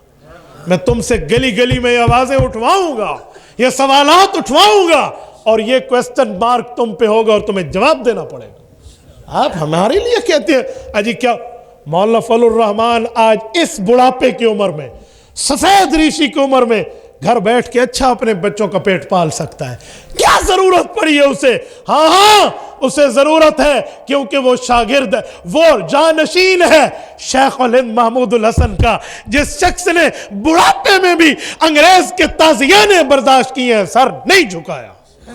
ये वारिस है अमीर शरीयत सैयद अताउल्लाह शाह बुखारी का, जिसने आधी जिंदगी रेल में, आधी जेल में गुजार दी है, लेकिन उस बंदे ने दीन पे कंप्रोमाइज नहीं किया। तुम कासा लेस बैठ के कायदे मिल्लत इस्लामिया पे बोलो, शक्ल देखनी चाहिए। मैं खुदा की कसम अपनी कमेटी को कहता हूं, अपने उन मौलवियों को, मुझे इनकी कासा लेसी पर हैरानगी होती है। तुम्हारा तकवा कहां गया? तदय्युन कहां गया? तारत कहां गई? लिल्लाहियत कहां गई? तुम्हारा कुरान और हदीस के उलूम कहां गया? अगर तुम सियासत को इस्लाम नहीं समझते तो, अगर सियासत इस्लामी चीज नहीं है तो वाज़ेह करो कुरान सियासत किसे कहता है, रसूलुल्लाह की हदीसें सियासत किसे कहती है। फिर मुझे वो मैदान दिखाओ। बोतल बनाने का नाम सियासत है, स्पीकर बनाने का नाम सियासत है, फिर ये टेंट लगाने का नाम सियासत है। अगर जमीयत उलमा इस्लाम दीन का काम नहीं कर रही तो फिर कौन कर रहा है? लेकिन अंग्रेज साम्राज्य की साजिश, उसने उलमा को बदनाम किया और ये दाढ़ी टोपी पगड़ी वाला भी उस बदनामी में अपना हिस्सा डाल रहा है। अजी ये मौलवी सियासी है, ये मौलवी दीनी है। बाबा वो दीनी आलिम है, वो चाहे तदरीस करे, इमामत करे, खिताबत करे, तालीम दे, तजवीद पढ़ाए, तसव्वुफ पढ़ाए या सियासत करे, वो दीनी आलिम है। मैं इस तरह गुफ्तगू करता हूँ तो मुझे बहुत से दोस्तों की तरफ से फीडबैक आता है। मैं कुछ दिन पहले लोधरा था, मुझे वहाँ नौजवान मिले, तकरीबन 40-45 हजरात थे। उनसे गपशप, स्कूल कॉलेज के लड़के थे, हम मौलवियों में बहुत कम थे, उनमें कोई इक्का दुक्का होगा। सब ने कहा मुफ्ती साहब हमने आपके पेज पर आपकी गुफ्तगुएं सुनी है, एक बात हमें समझ आई है कि वाकई तबलीग भी दीन है, तालीम भी दीन है, तदरीस भी दीन है, खिताबत व इमामत व तसव्वुफ भी दीन है, तो सियासत इस्लामिया भी दीन है। मैंने कहा अल्लाह ने हमें ज़िंदगी दी, हम कह जाएंगे। मैं ऐसों पे हैरान हूँ जो कहते सियासियों के आलाकार न बनो, तू कहना है तो किसी और का कह। तुझे जमीयत उलमा नजर आती है जो दीन के मसले पे पहरा देती है। अभी मुझसे पहले सिंधी में बात हो रही थी, मैं नहीं समझा, लेकिन मदीना मस्जिद के लफ्ज से मैं समझाऊं। ये जो कराची में, यार कराची छोड़ो, आपकी सक्खर की मसाजिद कौन निकला है? सियासी मौलवी निकला है ना भाई। राशिद सियासी आलिम है ना, सियासी आलिम का बेटा है ना। तो फिर कौन आया है? ये आते हैं ना जो हमें कहते हैं सियासियों के आलाकार ना बनो। अब तुम्हें दीन भूल गया, अब तुम्हारी शरीयत कहाँ गई? अब तुम्हें मस्जिद बचाने पर जवानी याद नहीं आई? उस जवान के बच्चे ने एक्सीलेटर और पता नहीं किन किन के सामने ठहर के कहा पहले गोली मुझे आएगी, बाकी मामलात बाद में होंगे। तुमसे नहीं हो सकता तो उसके लिए दुआ भी नहीं कर सकते? दो जुमले तुम्हारे मुंह से नहीं निकलते, जबानें गुंग हो जाती है। हुक्मराने वक्त की चापलूसी करने वाले मौलवियों, वो वक्त आएगा गली गली में तुमसे अवाम पूछेगी, हिसाब देना पड़ेगा तुम्हें। गैर के हाथों के आलाकार तुम बने और हमेशा चोर चौकीदार पर बोल रहा है। ये मदीना मस्जिद में ये जो वाकया हुआ है, कौन बोला है? जमीयत उलमा बोली है, जमीयत उलमा इस्लाम आई है मैदान। मैंने खुद जाकर मदीना मस्जिद में देखा। मैं जब गया उन्होंने हमें रिकॉर्ड दिखाया कि जी 40 साल से ये हुकूमत हमसे बिल ले रही है, बिजली का, पानी का, गैस का। तो बिल लेना तुम्हारे पास जायज़ है, और जब मस्जिद की बात है ये सरकारी ज़मीन पे।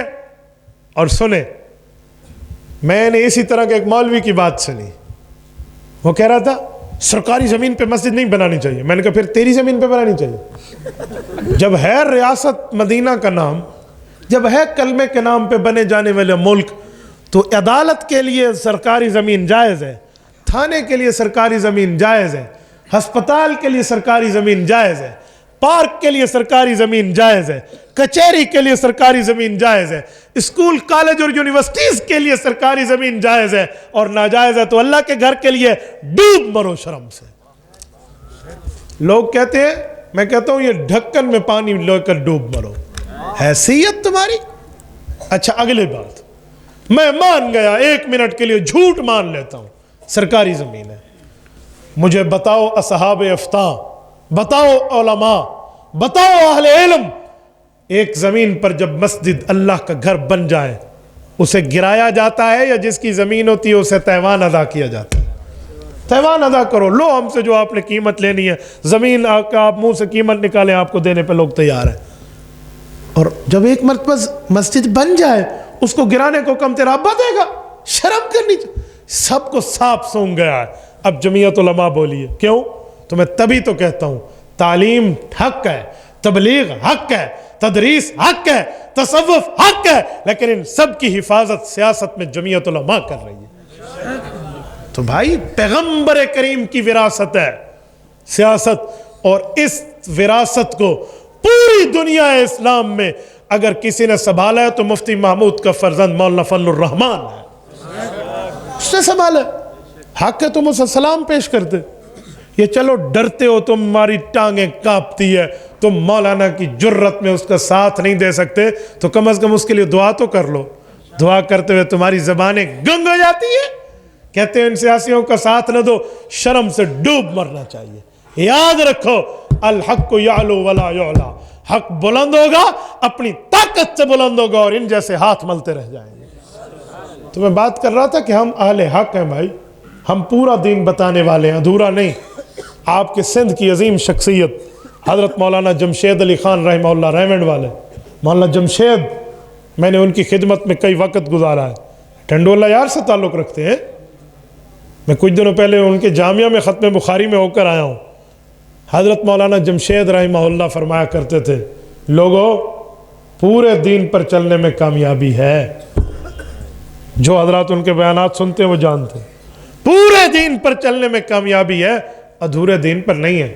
تو پورے دین میں جہاں مدرسہ ہے، جہاں مسجد ہے، جہاں امامت و خطابت ہے، جہاں پر تبلیغ ہے، تدریس ہے، تعلیم ہے، تجوید ہے، تصوف ہے، تو پورے دین میں اسمبلی کی سیاست بھی ہے۔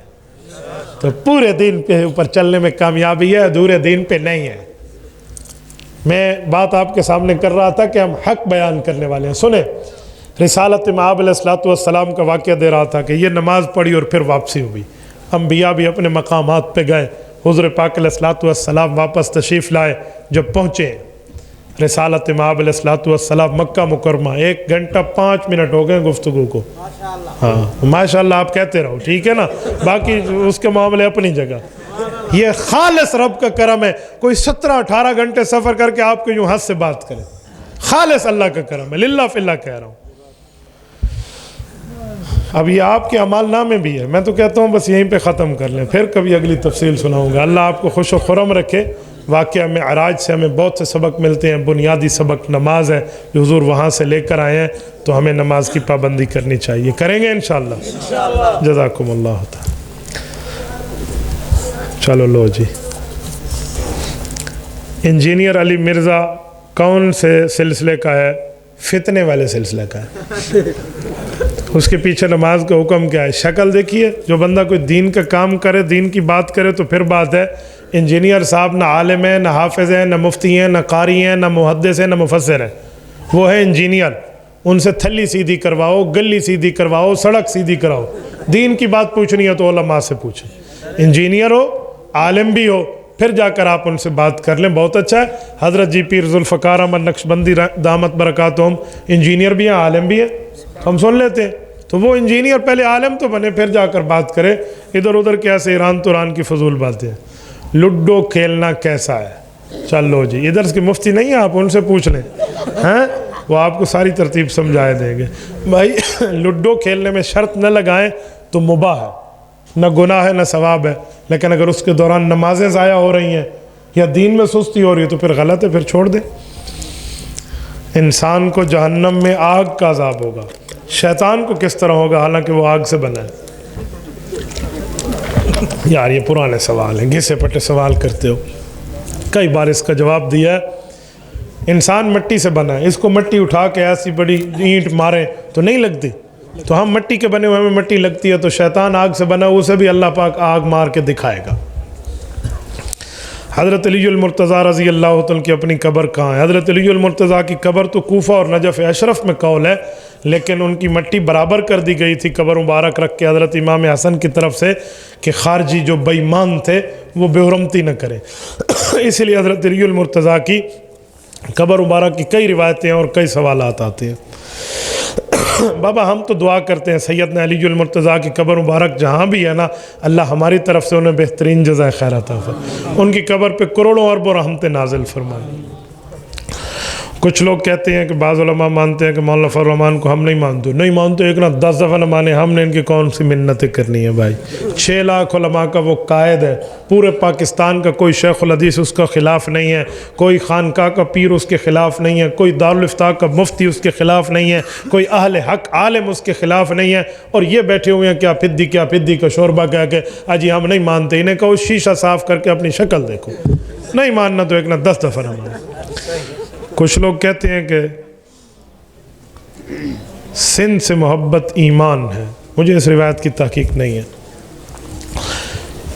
مولانا عبدالستار میکو صاحب کی معاملات میں یہ پروگرام ہو رہا ہے, ان کے لیے دعا کر دیں. رب کریم حضرت مولانا عبدالستار صاحب کو جزائے خیر عطا فرمائے, اور قاری عبدالحنان صاحب کو بھی اللہ جزائے خیر عطا فرمائے. میں یہ سوالات دعا مانگتے وقت جو ہے وسیلہ کس حد تک جائز ہے؟ اللہ آپ کو خوش رکھے, آپ پرچی لکھ لیں, پھر سارے اٹھنا شروع ہو جائیں گے.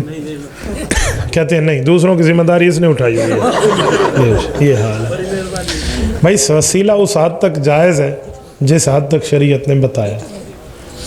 اے اللہ حضور پاک علیہ السلام کے وسیلے سے ہمیں یہ چیز عطا فرما دے, جائز ہے. صحابہ کے وسیلے سے دے, اہل بیت کے وسیلے سے دے, اولیاء کے وسیلے سے دے, بالکل جائز ہے, کوئی مسئلہ. وسیلے میں وسیلہ بندے کا دیتے ہیں, مانگتے بندے کے خدا سے ہیں. بینک والے نئے نوٹ کے بدلے پرانے نوٹ لیتے ہیں اور اوپر پیسے لیتے ہیں, سود ہے. نئے نوٹ کے بدلے پرانے نوٹ زیادہ دو, یہ سود ہے, یاد رکھیں. دونوں کی قیمت ایک جیسی ہے. آپ اس کو نئے ہونے پہ 10 روپے کو 12 روپے تو نہیں بن جاتے, جو اس کی قیمت کوئی بڑی ہوئی ہے کہ آپ اس کے مقابلے میں پرانے نوٹ زیادہ لے لیں. یہ عین سود ہے, اس سے بچ جائیں. ایک بندے نے مجھے کہا کہ سیدھا کرنے کے پیسے لیتے ہیں. میں نے کہا لو جی, یہ ٹیڑھا ہاتھ ہے, سیدھا ہاتھ کریں تو کوئی پاؤں بن جاتا ہے. بھئی سیدھا کرو بھی 10 روپے, الٹا کرو بھی 10 روپے, ٹیڑھا کرو بھی 10 روپے, اس کی وہی مالیت ہے. سیدھے کرنے سے کوئی اس کی قیمت نہیں بڑھ جاتی, اس لیے زیادہ پیسے دو گے سود بن جائے گا. مفتی صاحب حدیث پاک میں اس جگہ جانے سے روکا گیا جہاں اللہ کا عذاب ہو, تو سیروا فی الارض فانظروا کیف کان عاقبۃ متعلق آپ کیا کہتے ہیں؟ جی ٹھیک ہے, سیروا فی الارض کا مطلب یہی ہے کہ آپ وہاں سے چلتے چلے جاؤ. ٹھیک ہے, زمین سے گزرو تو وہاں سے چلتے چلے جاؤ اور آپ دیکھ لو گے, آپ کو پتہ چل جائے گا کہ معاملات ہے کیا. یہ تھوڑی ہے کہ عذاب والی جگہ میں جا کر رک جاؤ. عذاب سے ہٹ کے بندہ قریب سے بھی آپ دیکھیں, مدائن صالح میں جائیں, مدائن شعیب میں جائیں, اور لوگوں کے اوپر عذابات کے معاملے اس جگہ کو کلوز کر دیا گیا ہے. ادھر سے اللہ کے رسول صلی اللہ علیہ وسلم گزرے تو استغفار فرماتے ہوئے گزرے. امام اعظم ابو حنیفہ رحمہ اللہ مدت رضال میں 2.5 سال کے قائل ہیں. ان کی دلیل کیا ہے؟ قرآن کریم میں حولین کاملین ہے.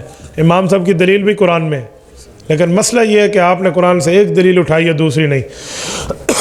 امام صاحب رحمۃ اللہ علیہ فرماتے ہیں حملہ و فصالہ 30 شہرا.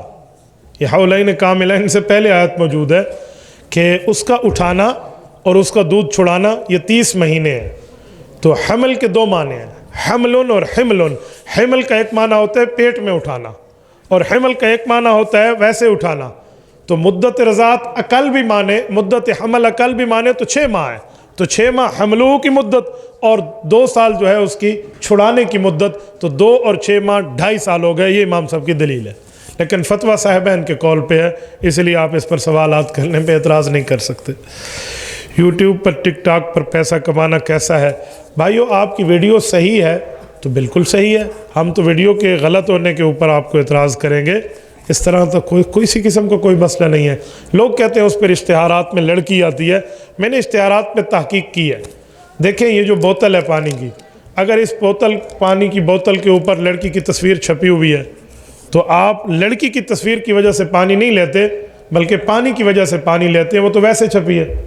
آپ صابن لینے جاتے ہیں, صابن پہ عورت کی تصویر ہے, آپ تصویر کی وجہ سے نہیں لیتے، آپ صابن کی وجہ سے لیتے ہیں، تو تصویر چھپنے سے صابن کا کاروبار حرام نہیں ہو جاتا۔ اس طرح جو ٹوتھ پیسٹ ہے اس پر عورتوں کی تصویریں ہیں، وہ تصویر چھپنے سے خراب نہیں ہو جاتا۔ تو اس طرح اگر آپ کی کوئی دوائیوں والے یا اس طرح کے اشتہارات چلتے ہیں تو کسی قسم کی کوئی غلطی نہیں ہے، وہ تو اشتہار ہے، جس نے اس میں تصویر لگائی ہے وہ جانے اس کا کام۔ نمبر 2، کچھ لوگ کہتے ہیں فلم کے اشتہار آتے ہیں، گناہ والے آتے ہیں۔ اس بارے میں جو میں نے تحقیق کی ہے ماہرین یوٹیوب سے، جو یوٹیوبر ہیں وہ ہمیں بتاتے ہیں کہ جو یوٹیوب ہے یہ بڑا عقل مند ہے، یہ اشتہارات ہر بندے کو اس کی سوچ کے مطابق دکھاتا ہے۔ تو بھئی اس کی سوچ اس کو کیسے پتہ چلے گی؟ کہتے ہیں جو اس کی سرچنگ ہے نا، یہ گوگل پہ کیا سرچ کرتا ہے، کروم پہ کیا سرچ کرتا ہے، فیس بک پہ کیا کرتا ہے، یوٹیوب پر کیا کرتا ہے، جو سرچ بندہ کرتا ہے، اگر یہ ٹھیک چیزیں شیئر کرتا ہے تو وہ بھی اسے اشتہارات ٹھیک ٹھیک دکھاتا ہے۔ اگر یہ کوئی اوپر نیچے ایران توران کو غلط فحاشی اور یعنی سرچ کرتا ہے تو یوٹیوب اس کی سوچ کو پڑھے ہوئے ہے تو وہ بھی اسے وہی چیزیں دکھاتا ہے یہ جو دیکھنا چاہتا ہے۔ اسی لیے اگر آپ کو کوئی کہے کہ ان کے پیج کے اوپر اس طرح کے اشتہارات آ رہے تھے، اسے کو اپنی سرچنگ ٹھیک کر لے، اپنی سرچنگ ٹھیک کر لے بیٹا، تیرا کام ٹھیک ہو جائے گا۔ تیرے فرینڈز جو ہیں جو تو دیکھتا ہے تجھے وہی دکھاتا ہے یوٹیوب، ہمیں تو کبھی غلط نہیں دکھاتا۔ سرچنگ رائٹ اشتہار رائٹ، سرچنگ رانگ اشتہار رانگ۔ آپ اپنے معاملے کو خود دیکھ لیں۔ ٹوٹل نبی اور رسول کتنے آئے ہیں؟ 2 اقوال ہیں، 1,24,000 بھی ہیں، 2,24,000 بھی ہیں، اس لیے ہم کم و پیش کہہ دیتے ہیں۔ مسجد میں سلام کرنا صحیح ہے، لوگ مکروہ کہتے ہیں۔ جو آدمی عبادت میں بیٹھا ہو نا اور عبادت میں مشغول ہو اس کو سلام نہ کریں تو بہتر ہے، کیونکہ وہ خود عبادت میں ہے۔ آپ نے السلام علیکم کہہ کے اس کی عبادت خراب کرنی ہے تو نہ کرنا بہتر ہے۔ کوئی وضو کر رہا ہے عبادت میں، آپ اس سلام نہ کریں۔ کھانا کھا رہا ہے عبادت، آپ اپنے کھانے میں بیٹھے آپ سلام کریں، وہ جواب دے، اس کو لقمہ اٹک جائے، تو اس لیے بہتر ہے کہ اس موقع پہ تھوڑا خاموشی اختیار کریں۔ نماز کے بعد دعا جائز ہے تو بابا اگر نماز کے بعد نہیں ہے تو نعوذ باللہ فلم دیکھنے کے بعد دعا کرو گے؟ سادے بندے ہو اللہ کے بندے، نماز کے بعد ہی تو دعا جائز ہے، مسنون ہے، ثابت ہے۔ اللہ کے رسول نے نماز کے بعد دعا مانگی ہے، یہ جو اللہم انت السلام ہے یہ نماز کے بعد کی دعا ہے، حضور پاک نے مانگی ہے اور اونچی مانگی ہے، تبھی تو صحابہ کو پتہ چلا، تو اس لیے مانگنی چاہیے۔ جن کو نہیں ضرورت اور اللہ سے نہیں مانگنے تو وہ نہ مانگے، ہمیں ضرورت ہے بابا ہم مانگیں گے۔ لوگوں میں کہتے ہیں نماز کے بعد دعا کرنے کی کوئی حدیث ہم نے آج تک نہیں پڑھی، تو میں نے کہا پڑھ لو، تم نے نہیں پڑھی اس کا یہ مطلب تھوڑی ہے کہ حدیث ہے ہی نہیں۔ محدث جلیل علامہ سید یوسف بن نوری رحمہ اللہ معارف السنن میں 6 حدیثیں اس پر لائے ہیں۔ آپ ترمذی کی شرح میں حدیثیں پڑھ لیں، ساری تفصیل اس میں موجود ہے۔ شب معراج میں خصوصی عبادت کرنے کا سبب، شب معراج میں کسی قسم کی کوئی خصوصی عبادت ثابت نہیں، یہ لوگوں نے خصوصی عبادتیں اپنی طرف سے بنائی ہیں۔ ابھی سرگودا میں 15 روزہ دورہ ہو رہا ہے، آپ کس دن سبق پڑھائیں گے؟ 7 مارچ بروز پیر کو میں ظہر کے بعد انشاءاللہ تعالی اس میں سبق پڑھاؤں گا۔ مسجد کی وقف شدہ زمین بیچنا جائز ہے؟ بابا کیوں بیچنا جائز ہے؟ جب وقف ہے، مسجد بن گئی ہے، تعمیر ہو گئی ہے، اللہ کے نام پہ وقف ہے، آپ اس کے بعد زمین بیچیں گے تو پھر مدینہ مسجد والا تو یہی تو میں نے سمجھایا ہے۔ 360 بتوں کا قائل کون ہے جو خانہ کعبہ میں تھے؟ علی بن ابی العاص ہے یا علی المرتضیٰ ہے؟ اس کی وضاحت کر دیں۔ طبقات ابن سعد میں لکھا ہے کہ حضرت علی حضرت زینب کا بیٹا پیغمبر کا نواسا ہے۔ مجھے لگتا ہے کہ رافضیت سے متاثر والا یہ سوال ہے، چلو میں اس کا آپریشن کیا دیتا ہوں، بچوں تو بھی یاد رکھنا۔ یہ جو جملہ کہا جا رہا ہے کہ 360 بتوں کا قائل کون ہے، یہ پیغمبر کے 2 داماد ہیں، ایک حضرت علی کا نام لکھا ہے اور ایک حضرت ابو العاص رضی اللہ عنہ کا نام لکھا ہے، دونوں پیغمبر کے صحابی ہیں رضی اللہ عنہ۔ حضرت ابو العاص شروع میں بتوں کے قائل اور مشرک رہے، بعد میں ایمان لائے، صحابی بن گئے، تو حضور پاک کی حدیث ہے کہ الاسلام یہدم ما کان قبلہ، بندہ کلمہ پڑھ لے پچھلے گناہ معاف ہے، تو ان کا یہ گناہ تو حضور کی حدیث سے معاف ہے، تمہیں کون سا مسئلہ پڑا ہوا ہے جو تم ابھی تک ناراض ہو؟ نمبر 1۔ نمبر 2، حضرت سعد، حضرت ابو العاص جو ہیں یہ حضرت ابو العاص ابن ربی، ان کے متعلق جو حدیث پاک میں ہے، صحیح بخاری میں ہے، حدث لی و صدقنی و وعد لی و وفا لی، حضور نے فرمایا مجھ سے میرے داماد ابو العاص، حضرت زینب کے شوہر حضور کے بڑے بڑے داماد، ان نے مجھ سے بات کی اور سچی کی، وعدہ کی اور پورا کیا، یہ صحیح بخاری کی حدیث ہے۔ تو حضور پاک تو ان کی تائید کرتے ہیں، اس لیے آپ اس طرح تقابل پیش نہیں کر سکتے۔ باقی رہا یہ مسئلہ کہ علی بن ابی العاص کون ہے؟ علی بن ابی العاص، علی نام سے کئی صحابہ ہیں، علی بن ابی العاص جو ابو العاص کے بیٹے ہیں ان کا نام ہے علی، ان کو علی زین بھی کہتے ہیں۔ یہ علی زین بھی حضرت علی المرتضیٰ اور ہے، علی زین بھی اور ہے۔ یہ علی زین بھی حضور پاک کا ویسے نواسہ ہے جیسے امام حسن اور امام حسین حضور کے نواسے ہیں۔ یہ حضور پاک کی بڑی بیٹی کا بڑا بیٹا ہے علی زین بھی، ٹھیک ہے۔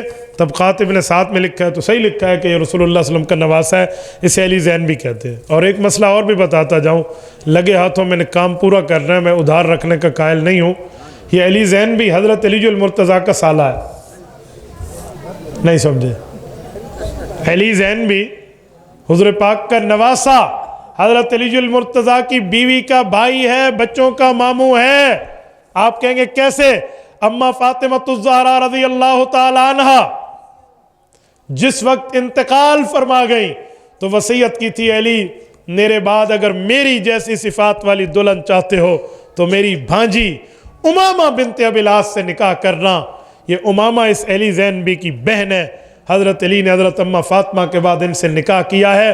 حضور کی نواسی حضرت علی المرتضیٰ کی دوسرے نمبر پہ بیوی بنی ہے، تو اس لیے نواسہ علی زین بھی حضرت علی کا سالہ اور بچوں کا ماموں ہے، ٹھیک ہے۔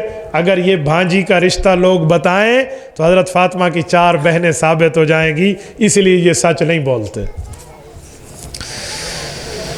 کچھ لوگ کہتے ہیں ہم حق پر ہیں، اہل سنت والجماعت احناف دیوبند حق پر ہیں، باقی جس کا آپ نے لکھا ہے وہ جانے، ان کا کام جانے۔ یا علی مدد لوگ کیوں کہتے ہیں؟ جو کہتے ہیں ان سے پوچھیں، بابا میں تو یا اللہ مدد کا قائل ہوں، حضرت علی المرتضیٰ بھی تو یا اللہ مدد ہی کہتے تھے، ہم تو یا ابو بکر مدد کے قائل نہیں ہیں، تو آپ یا علی مدد کی بات کرتے ہیں۔ پنج پیری کسے کہتے ہیں؟ بابا پنج پیری مماتیوں کو کہتے ہیں، ان سے ہمارا کوئی واسطہ نہیں ہے۔ HBD منانا کیسا ہے؟ یہ HBD ہیپی برتھ ڈے ہے میرے خیال میں، ہاں حبیب بینک تو نہیں ہے نا؟ ہیپی برتھ ڈے ایسے فضول قسم کی رسم بنی ہوئی ہے بھائی، کوئی اس کا شریعت پہ وہ نہیں ہے، ایسے لوگوں کا رواج چلا ہوا ہے، کوئی شرعی حکم نہیں ہے۔ 94,000 کی موٹر سائیکل 1 سال کی مدت پہ لی، قسطیں طے ہوئی، 1,20,000 دیے جائیں گے، جائز ہے؟ اس سوال کے جواب کی حد تک تو جائز ہے۔ اس میں کوئی اور شرط ہے تو وہ تفصیل بتا دیں تو بتائیں گے، اس حد تک حرام نہیں ہے۔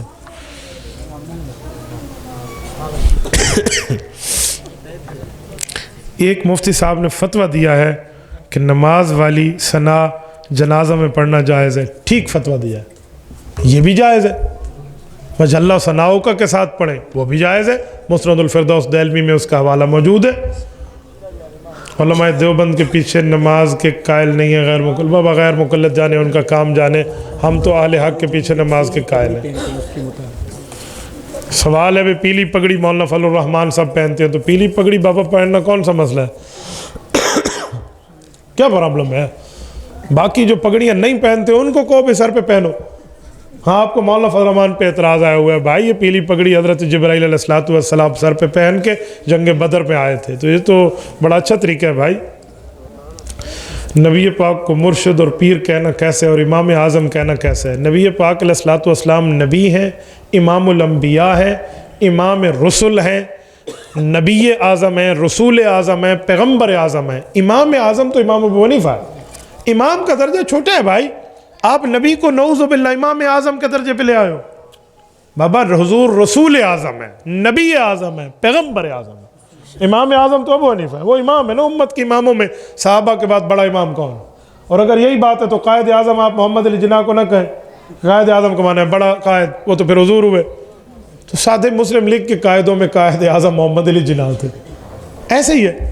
میں حیران ہوں اس غیر مقلدین پہ، امام اعظم کہتے ہیں شرک ہے، اور سعودیہ والوں سے ریال رہتے ہیں تو ان کے مولوی کو مفتی اعظم کہتے ہیں، وہ جائز ہے۔ ادھر مفتی اعظم کہنا ریالوں کی وجہ سے جائز ہے، تو بھائی صحابہ کے شاگرد کو امام اعظم کہنا بھی جائز ہے۔ ٹوٹل رسول کتنے آئے؟ علماء کی تحقیق میں تو رسولوں کی تعداد 313 ہے، باقی کل ملا کے انبیاء کے ساتھ نبیوں کے ساتھ 1,24,000 کم و بیش ہے۔ رسول وہ ہے جو صاحب شریعت کتاب لے کر آئے، اور نبی وہ ہے جو پچھلی شریعت کو آگے لے کر چلے، تو اس کی اعتباری اس طرح کے کچھ فرق موجود ہیں۔ اللہ تعالیٰ آپ کو خوش و خرم رکھے، صراط مستقیم پہ رکھے، دین اسلام پہ رکھے۔ اقول قولی ھذا واستغفر اللہ وآخر دعوانا ان الحمد للہ رب العالمین۔